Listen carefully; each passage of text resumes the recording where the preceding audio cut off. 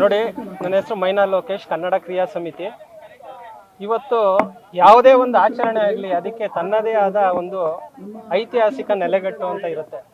ಇವತ್ತು ನೀವು ಕೇಳಿದಾಗೆ ಸರ್ಕಾರ ಏನಕ್ಕೆ ಹಠಕ್ಕೆ ಬಿದ್ದು ಈ ಒಂದು ನಿರ್ಧಾರ ತಗೋತಾ ಇದೆ ಅಂದರೆ, ಸರ್ಕಾರಕ್ಕೆ ದಿನ ಬೆಳಗಾದ್ರೆ ಆದಾಯದ ಮೂಲಗಳನ್ನ ಹುಡುಕೋದೇ ಒಂದು ಕೆಲಸ ಆಗಿದೆ ಇಲ್ಲಿನ ಸಚಿವರಿಗೆ, ಸರ್ಕಾರಕ್ಕೆ. ಈಗ ನೀವು ಮೊನ್ನೆ ತಾನೇ ನೋಡಿದ್ರಿ, ಚಾಮುಂಡಿ ಬೆಟ್ಟದಲ್ಲಿ 2,000 ರೂಪಾಯಿ ಒಂದು ಟಿಕೆಟ್ ಮಾಡಿದ್ದಾರೆ. ಬರೀ ಇದು ಒಂದು ಬಿಸ್ನೆಸ್ ಮಾಡ್ತಾ ಇದ್ದಾರೆ ಅಷ್ಟೇ ಹೊರತು ಯಾವುದೇ ಕ್ರೀಡೆ ಬಗ್ಗೆ ಯಾವುದೇ ರೀತಿಯಾದ ಅವ್ರಿಗೆ ಬದ್ಧತೆ ಇಲ್ಲ. ಬರೀ ವ್ಯಾವಹಾರಿಕವಾಗಿ ಮಾತ್ರ ಅದರನ್ನ ಕನ್ಸಿಡರ್ ಮಾಡ್ತಾ ಇದ್ದಾರೆ. ಇದನ್ನ ನಾವು ವಿರೋಧಿಸ್ತಾ ಇದ್ದೀವಿ.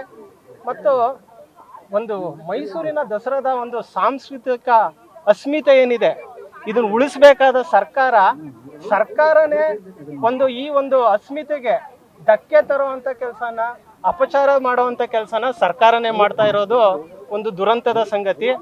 ಕಳೆದ ವಾರವಷ್ಟೇ ಬೆಂಗಳೂರಲ್ಲಿ ನಡೆದ Dasara high power committee meeting ಏನಿದೆ, ಅದರಲ್ಲಿ ರಾಜವಂಶಸ್ಥರು, ಮಾನ್ಯ ಸಂಸದರು ಆದ ಶ್ರೀ ಯದುವೀರ್ ಒಡೆಯರ್ ಅವರು ಇದಕ್ಕೆ ವಿರೋಧ ವ್ಯಕ್ತಪಡಿಸಿದ್ದಾರೆ. ಇಷ್ಟಾದರೂ ಸರ್ಕಾರ ಪ್ರತಿಷ್ಠೆಗೋಸ್ಕರ ಹಣ ಮಾಡೋ ಉದ್ದೇಶಕ್ಕೆ ಹೋಗಿ ಈ ಒಂದು ನಿರ್ಧಾರನ ನಾವು ಮಾಡೇ ಮಾಡ್ತೀವಿ ಅನ್ನೋದಾದ್ರೆ, ನಾವು ಇದೊಂದು ಸಾಂಕೇತಿಕ ಪ್ರತಿಭಟನೆ ಮಾಡಿದ್ದೀವಿ. ಇವತ್ತು ಈ ಎಲ್ಲ ಒಂದು ಮೈಸೂರಿನ ಎಲ್ಲ ಸಮಾನ ಮನಸ್ಕ ಸಂಸ್ಥೆಗಳು ಮತ್ತು ಪ್ರಜ್ಞಾವಂತ ನಾಗರಿಕರ ಒಟ್ಟುಗೂಡಿ ನಾವು ಉಗ್ರವಾದ ಪ್ರತಿಭಟನೆ ಮಾಡ್ತೀವಿ. ಮತ್ತೆ ದಸರಾ ಯಾವುದೇ ಒಂದು ಕಾರ್ಯಕ್ರಮದಲ್ಲೂ ನಮ್ಮ ಪ್ರತಿಭಟನೆ ಇದ್ದೇ ಇರುತ್ತೆ ಅಂತ ನಾವು ಈ ಮೂಲಕ ಸರ್ಕಾರಕ್ಕೆ ಎಚ್ಚರಿಕೆ ಕೊಡ್ತಾ ಇದ್ದೀವಿ. ವಂದನೆಗಳು. Thank you sir.